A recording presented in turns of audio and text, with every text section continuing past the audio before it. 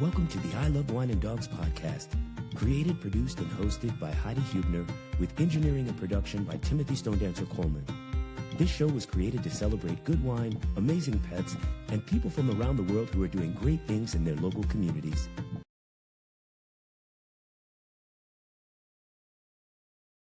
Welcome back, ladies and gentlemen, to another episode of I Love Wine and Dogs, created and produced by Miss Heidi Huebner, extraordinaire performer, artist, lover of animals, lover of great things wine. We are here today with Max Moser, and we're going to kick off our show. Thanks for joining us. How you doing, sister? I'm good. So I know you have a lot going on, and I want you just to share quickly. I'm so proud of you because Thank you. everything you say you're going to do, you do it. You do it. And like you're juggling 1,000 hats right now. That's nothing new, but just really share with everybody what is going on in your world. In my day job, I work for a cable access station, and I'm writing, hosting, and producing 3 shows at the same time that I'm going to use to teach the community how to create more engaging content. So we teach people, regular community members, right, how to, like, TV production. And so the 3 different shows, they all are about 3 different types of things. One's like a youth show, one is for like mentors and leaders in the community, one is to celebrate community members that step up to the plate to create their own content. And all 3 of those shows launch this coming week. So I've just been kind of buried inside of edits and promotional items and that kind of thing. You know, like what we did for I Love Wine and Dogs when we sat down in the beginning and we created the origin story of like, why did you create this podcast? Why is it important to you? And what is it that, you know, collectively we're trying to present to the global community? It's just kind of like this crazy whirlwind, but I do see things slowing down like within the next couple of weeks. Well, and that's, we always say, day by day, it happens when it happens. And, I just suffered a huge loss with my dog Chubbs in February Yeah. and Chance, Yeah. my other dog, just a couple weeks ago. So the ironic thing about it is I really had to pull back. Yeah. I was grieving. I didn't even really get to grieve Chubbs because Chance got sick, both with cancer, which is crazy to me. And that's another topic. Like, why are all of these animals getting cancer? I don't understand it. Mm-hmm. And you do everything that you can do, but these dogs have worked with me in the program at the airport, and not having them just with me every day in the house is heartbreaking. But people at work and the passengers and people who've met them in the community, it was like, I mean, really, my heart was broken and torn apart. And it's going to take a minute to rebuild, because they should be here. But Right. Right. We definitely have been praying for you and sending, you know, all of the positive love and energy in your direction, because that's heavy, heavy, heavy. And I think that's a true testament, though, to both your faith and your perseverance, because you're still willing to show up and do this show and talk to people about what's really happening, because it isn't just the love and the hugs and the joy that you see when your animals greet you at the door. It's also, here's what also can happen and does happen in real life. yeah, and it's, grieving for whoever you lose in your life, person, animal, job, Yes. we grieve for many different reasons. But, it was hard because the podcast, part of the motivation was my dogs and Right. wanting to feature them and things that we do. And it's like, wait a second, like they're not here. But, that is life, unfortunately. None of us live forever. And this show is about being real and sharing. We all go through good and bad. So I just wanted to share with our audience, that's kind of what was going on with me. So, Tim, thank you for allowing me my downtime to just recollect myself. Yeah. It was kind of perfect timing with all of your momentum of everything, right? Yeah. I mean, like, you know, it's strange how life will always work itself out.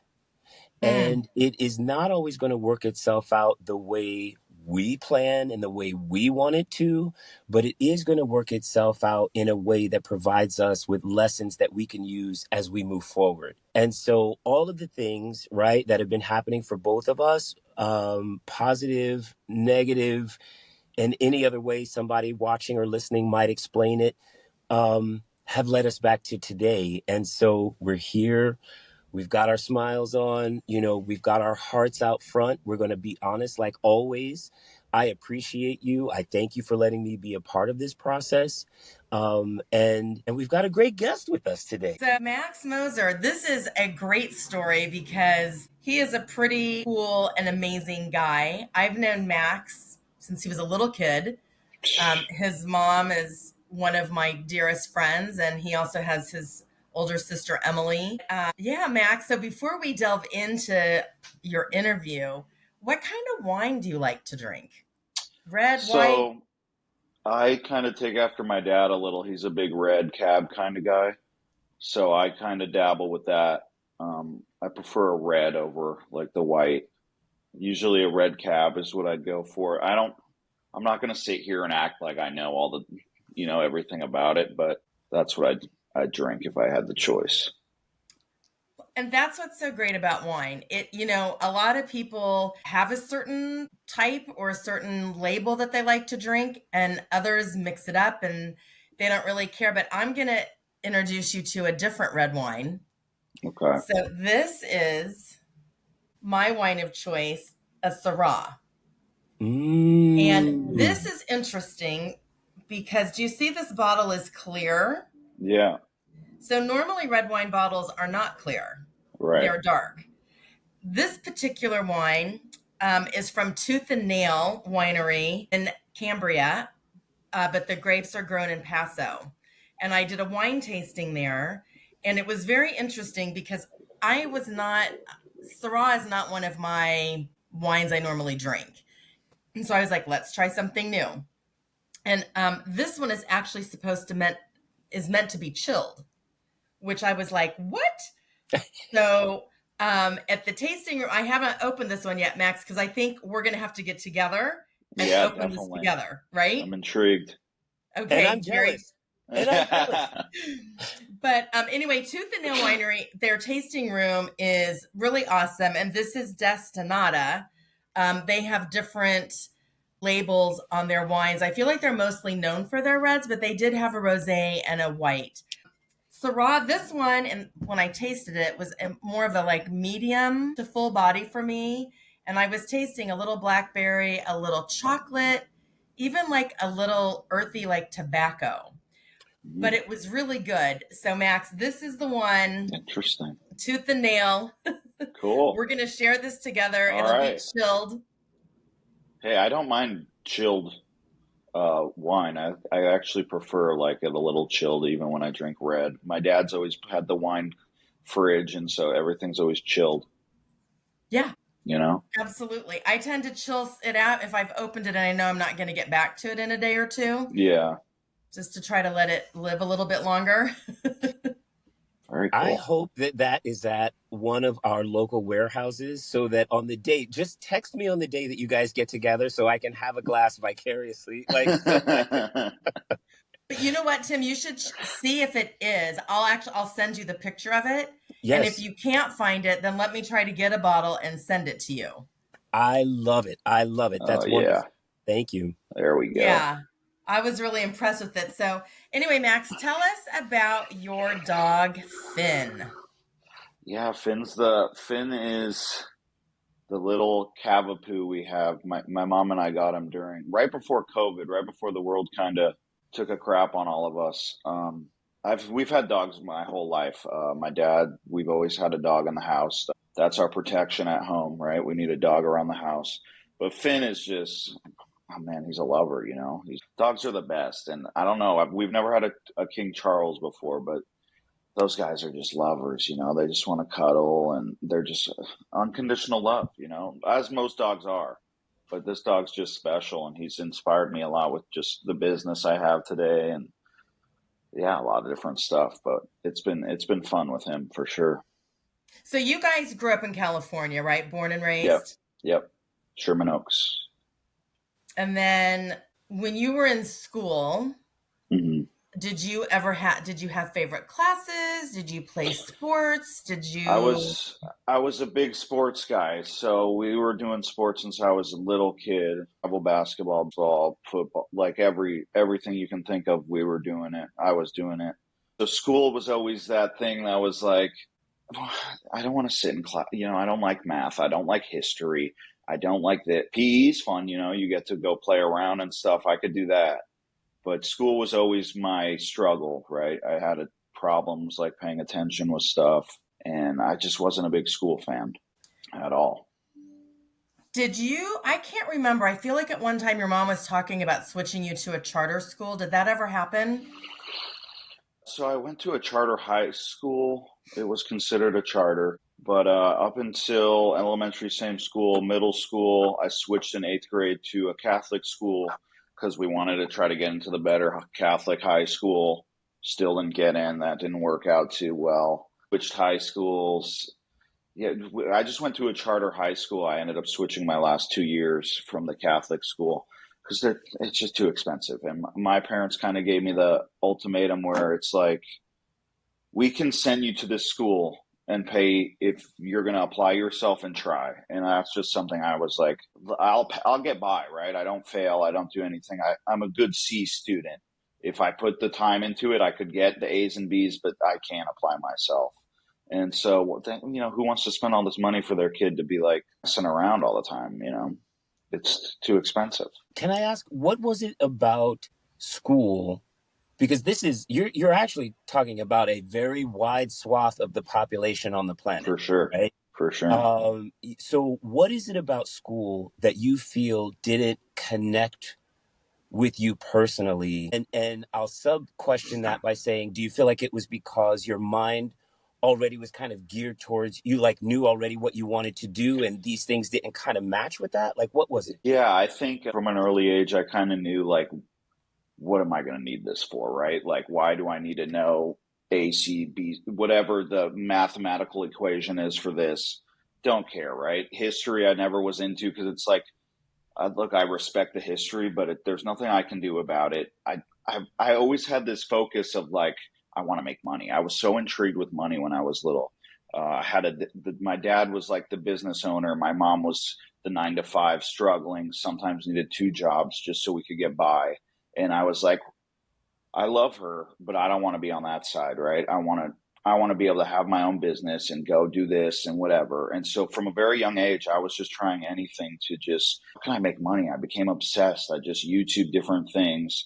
I was making YouTube video. I was always just trying something. And so I think that kind of influenced me to realize like, what do I need? Why am I sitting here right now? Or my thoughts were just all elsewhere, thinking about other ways I could do things. And just school didn't connect with me for some reason. I loved the people, right? I loved making people laugh. I always liked to be funny and stuff. And that's kind of what made me like want to go, right? And then I got along with all the teachers and that was super cool. But even the teachers used to say to me, like, I can tell you're going to be a like you're a smart kid, but like the school thing is just not that's not your thing. Not that I'm like, was a dumb kid or anything. Like, I just didn't apply myself. That just wasn't what I was interested in. So yeah, it's kind of like, I feel like I had this wiring, or I knew from a young age kind of that I was like, I'm going this route where school might not be necessary or something like that. So Max, were you doing these YouTube videos and stuff when you were still in high school? I started doing, me and my cousin, well, we just moved in together actually. We were making videos on YouTube. Oh man, you could look them up now. I'm like 6 years old. We're just making videos. Got a video of one of them. We're dancing upstairs, and my mom's downstairs watching The Bachelor. She's like, "Turn off the video," and then I'm like, "You ruined the video." And that's still on YouTube. Yeah, we were just always just trying something, right? We like to make people laugh, and we're like, "Let's try this. Let's try this." And so yeah, the YouTube videos were when I was way younger, for sure. I could so hear your mom. Yeah, that I can voice she hear her has. voice in Yeah, my head. yeah. Max. Yeah. But so I feel like I was also that kid in school, but I'm much older than you, and we did not have any technology. Mm-hmm. And I feel like for all of us that did not have that, but who had a creative mind, right? Who was like, yes, I did good in school, good enough. But it was just like math and everything. It's like, I could count money, right? Right. But Right. like, don't ask me to do geometry. But I was always creative, like with, choreography. And like, I could create a show like on the spot and could still do Right. that if you put music on. But we didn't have that outlet that your generation, I'm going to say, kind of was in the beginning of that, Right. and opportunities for kids now. Because, and Tim, you're in the world of education. School is important, but I also think it's finding what's going to resonate with people, because not everybody is an academic, right? Right. That's absolutely true. That's 100% true. And that's why we talk about differentiated instruction. You cannot take some sort of a boxed program or a boxed lesson and think that it's going to apply to all of the kids in your classroom in exactly the same way. Yeah. I think it's a little flawed, the school system right now. Obviously, you need to know the basics, but there's some people who just want to learn a different way, and it's just, I think, a little flawed right now.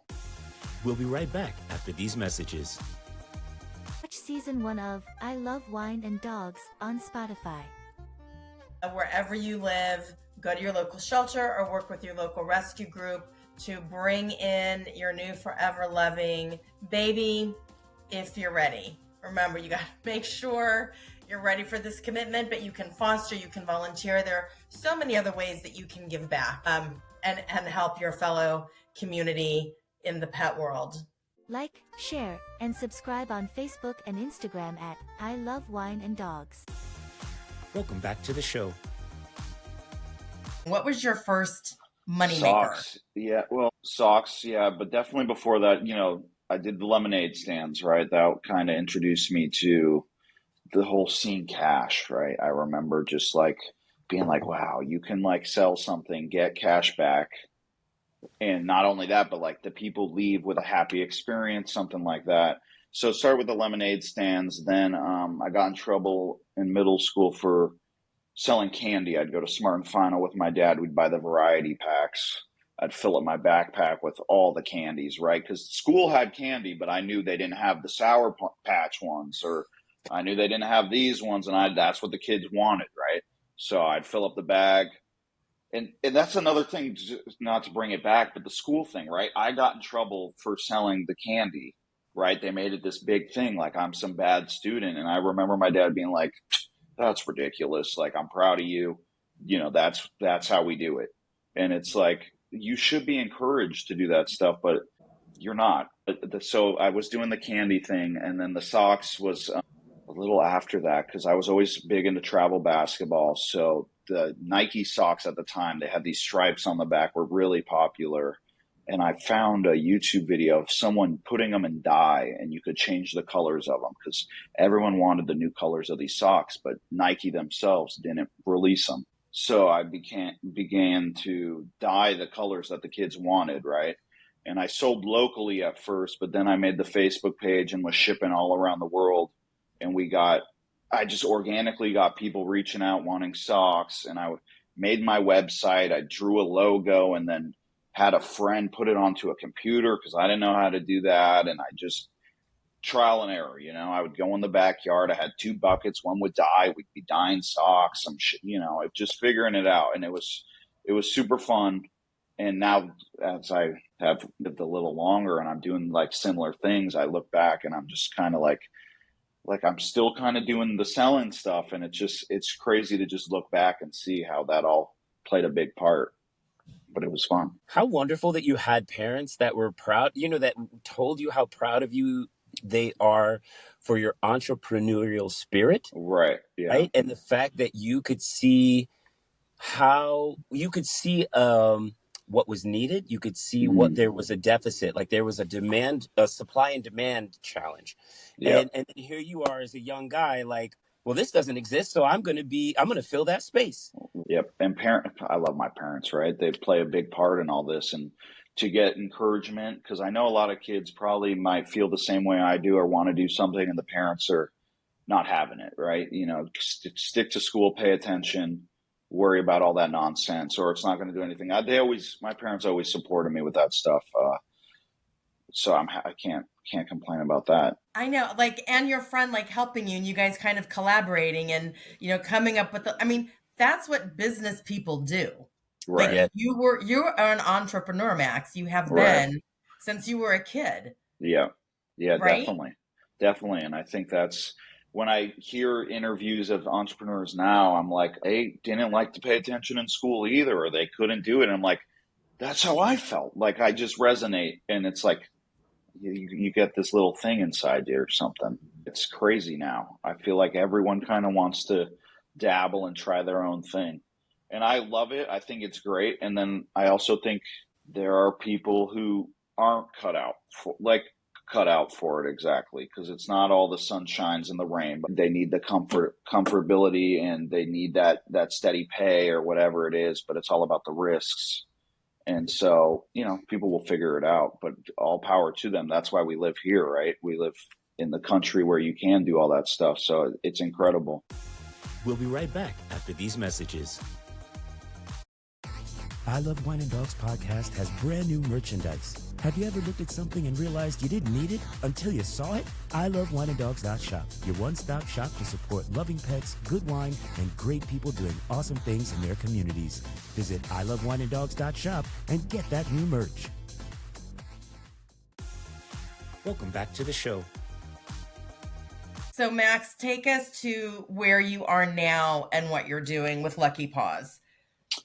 Yeah, so we got Finn around 2019, right? I think we never really bought dog products necessarily for our dogs. I think we had like a Costco Kirkland bed for our one dog, that some raggedy, ugly bed we had, right? And we don't even remember if he slept on it or not.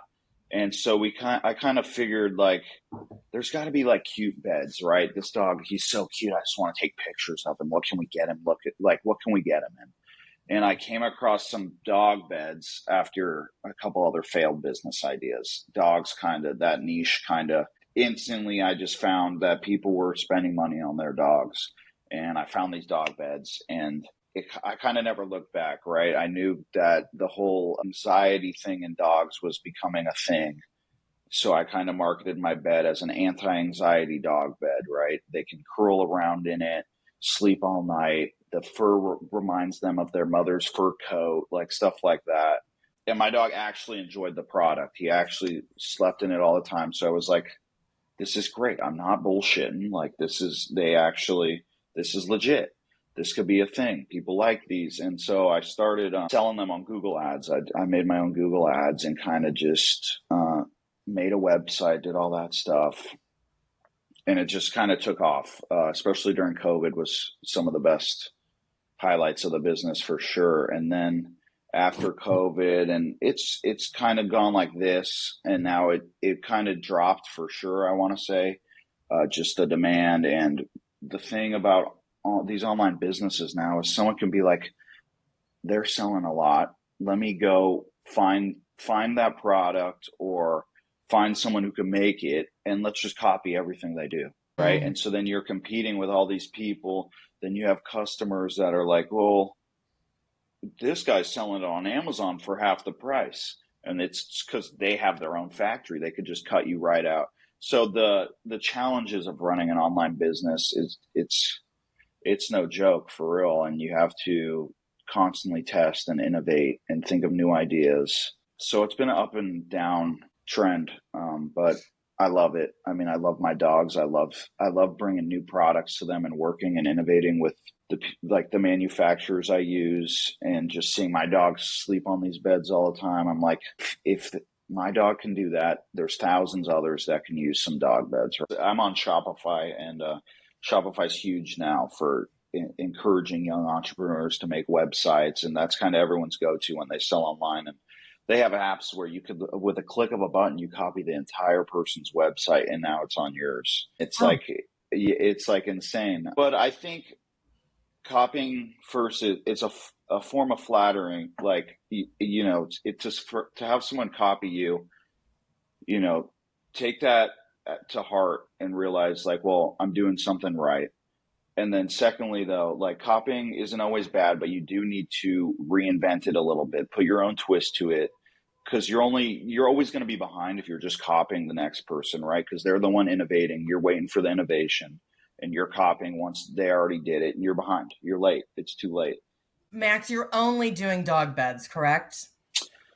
Yeah, I mean, we sell blankets. I always say we. It's always me. It's just me, but I feel like it's like me and the bit. I don't know what it is, but it's blankets. Yeah, me and all the dogs. I've got like 4 dogs now, or 3. Blankets. What else? I tried the dog treat thing, right? I saw CBD was becoming a big thing, so I'm like, let's try this. Let's work with someone, make a dog treat with CBD. But if they don't like CBD, we also offer just a calming treat, because that's kind of my whole business is like around the whole calming, happy dog life, trying to help happy dogs, make dogs happy and healthy and provide them with comfort, that whole thing. Blankets, different kinds of beds, couch beds. But yeah, beds have been the breadwinner for sure.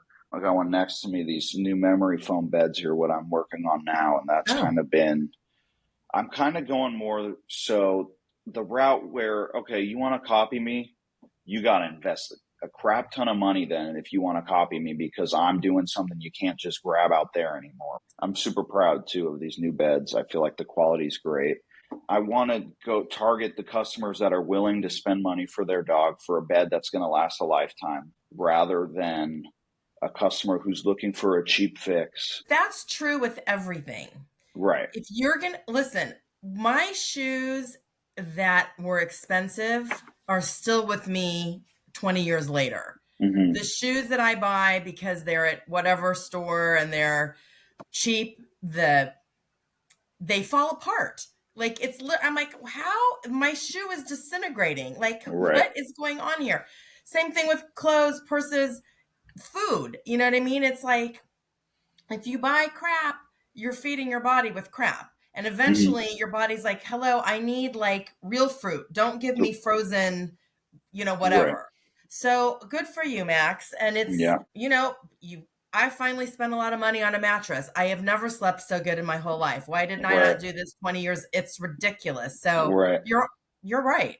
You don't even see those luxury brands though, right? The expensive ones even doing the commercials at all, because people know, word of mouth, all that stuff. People will find you. So I'll throw something out to you, Max.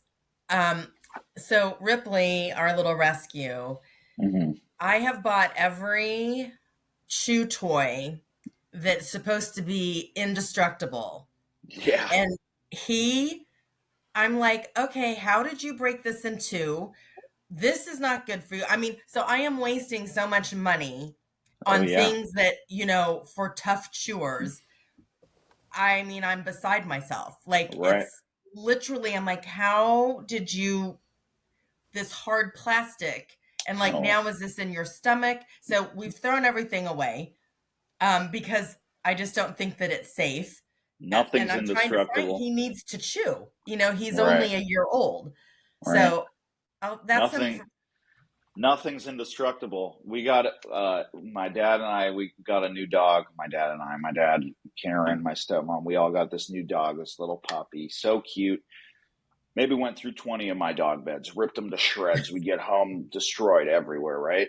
So we said, all right, who's got an indestructible dog bed? Someone's got one, right? Let's order it, right? It's $250, $300. She's huge. We need the big one. It's indestructible though, so it's going to last a lifetime. She goes right through that thing. I mean, nothing is indestructible. And so even going back to my business, it's like when people are like, I bought this dog bed and my dog tore it to shreds. I'm sorry, but dogs are going to get through what they want to get through. That's just kind of how it goes. There's nothing that's indestructible. We'll be right back after these messages. I love wineanddogs.shop, your one-stop shop to support loving pets, good wine, and great people doing awesome things in their communities. Welcome back to the show. Okay, Max, this is, I think you kind of touched on this, but what do you love the most about your job? And what is the part that you least like?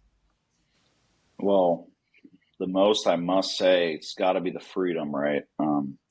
Going to be able to play golf, do these things when your friends are maybe working, right? They're waking up doing the 9 to 5 thing, or my roommate's doing the 5 a.m. to 5 p.m., whatever it is.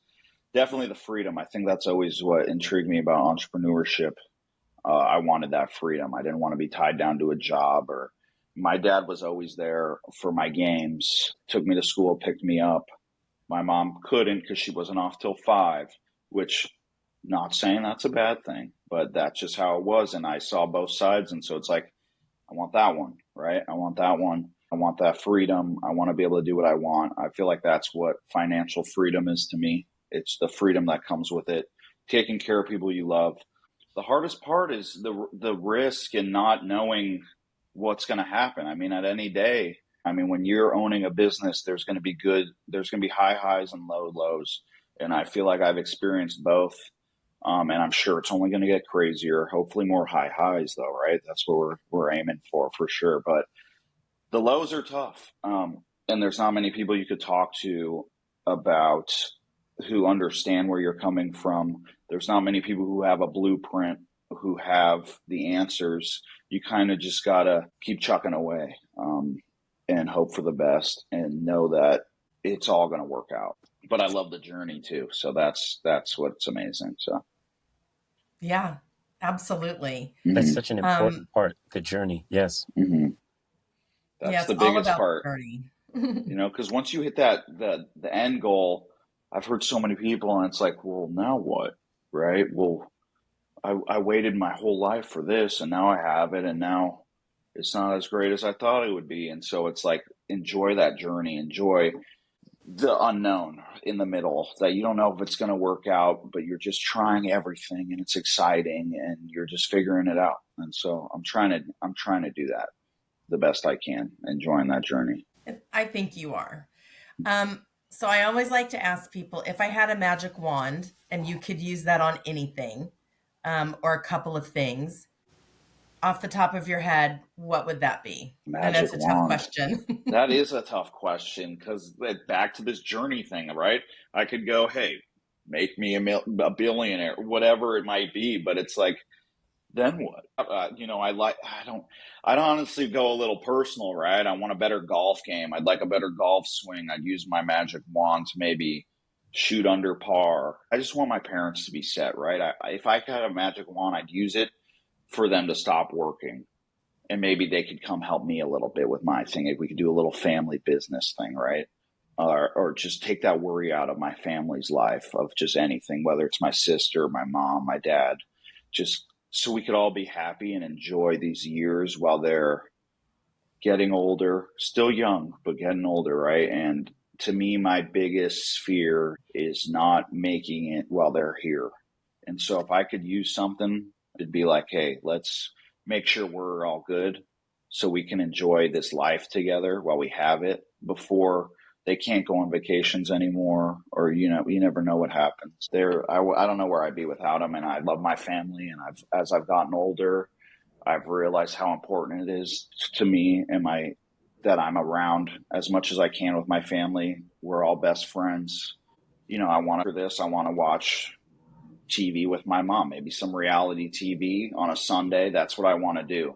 And then we'll go golf with my dad on Monday. And that's true happiness to me, and what financial freedom can bring you. And just keep pushing, and hopefully it all works out, Yeah, you do have good parents. I have to say, his mom is one of my dearest friends. Vicky she is something else. Mm-hmm. And she loves these kids and has worked her ass off, for sure. Definitely. To do whatever it takes. She love you, Vicky, when you listen to this. So proud of your son, Max. And Emily, too. His sister's amazing. Yeah. Max, is there anything we didn't talk about that you want to share before we wrap it up? If there's anything I'd like to say, it's just thank you to you guys for allowing me to speak with you guys. This has been great. I feel like we just chatted, right? I've never done one of these before, and I wasn't nervous at all. You guys made me feel super comfortable and welcoming, and I feel like we all have gotten closer. I feel like we could split this bottle of wine together. I'm looking forward to that. And to just keep this podcast is lovely. There's so much going on. So many people are trying different podcasts, and it's easy to get discouraged and look at numbers, but it's like important to remember why we do everything we're doing. Just like with the business, are we doing it for money or because we love it? And to just keep pushing, right? Everyone's got to keep pushing, everyone listening. There's so much life to live. We just got to get after it. Absolutely. Oh my God, that's like my motto. Mm-hmm. Like I want 24 hours more in every day because I just want to do so much. Yeah, there's not enough time in the day. Mm-hmm. I'm on that tip as well. Max, where can the folks find your products? Where can folks go to experience the stuff that you're putting into the world? If you need a beautiful memory foam dog bed, go to Lucky Paws, lucky-paws.co. Couldn't get the .com, too much money. But Lucky Paws, my dog bed brand. You can find me, Max Moser. I'm on all the platforms. Come chat. You need some advice, or maybe I'll need some advice. Maybe I'll need to vent to somebody. Reach out. That's really it. Yeah, I think, Max, I'm excited for people to listen to this podcast. I also feel like there is maybe some platform, and I don't know what that looks like, but you are a great speaker. And I think that you could be very helpful to students who are like you. I want to do the YouTube videos again, for sure. But like going kind of what I said, just about, I got to remember, like, if no one's watching it, that's fine. You're doing it to just put it out there. They're like journal entries. I'd like to do that though. I feel like I've experienced some stuff in the business that people could avoid, right? Yeah. Like all these people make so much money and you forget their sales tax you owe on all your stuff, right? Maybe something like that. I wish I heard that. So yeah, that's definitely in the cards though. I if I could just say really quick, because I love what Heidi just put out there. Mm-hmm. One of the easiest ways to get started with something like that is to put together like maybe just a 2-page presentation. And by 2 pages, I mean like bullet points on page 1 with a picture of with your logo, and a couple of bullet points on page 2, and start at your local schools, right? Like a lot of the bigger opportunities come from small specific choices. Making yourself available to come and speak at a school graduation, or even going into a classroom of a home economics, whatever today's version of that is, that type of a classroom is a great place to start, because then of course you can record it and then put that also on YouTube. And then now you're on TED Talks, and now you're doing other things around the country where you're helping other young developing entrepreneurs, struggling students who are smart but are struggling because the content they're receiving doesn't match with all of the energy and excitement that's in their soul. Mm-hmm. You know what I'm saying? Like, purpose has no age, and sometimes we find it really young, and sometimes it takes people a long time. But I do agree with Heidi, and I love that you're willing to kind of jump out there and share your learning experiences with the rest of the world. That's dope. Yeah, that's a great idea. I'm going to do that. Cool. You guys will see me. I love it. All right, everybody. Well, that is going to wrap up our show. Max, we're so happy that you joined us today. Tim, thank you guys again. I appreciate it. What would I do without my brother? I love you and I appreciate you. And everybody, just remember, please adopt and don't shop. We've got so many gorgeous animals and rescue groups in the shelters all across the country that are looking for their new forever loving home. So we ask that you please go find your furry love that way. On that note, everybody, be blessed. Take care. Until next time. Bye. Bye, everybody. See ya.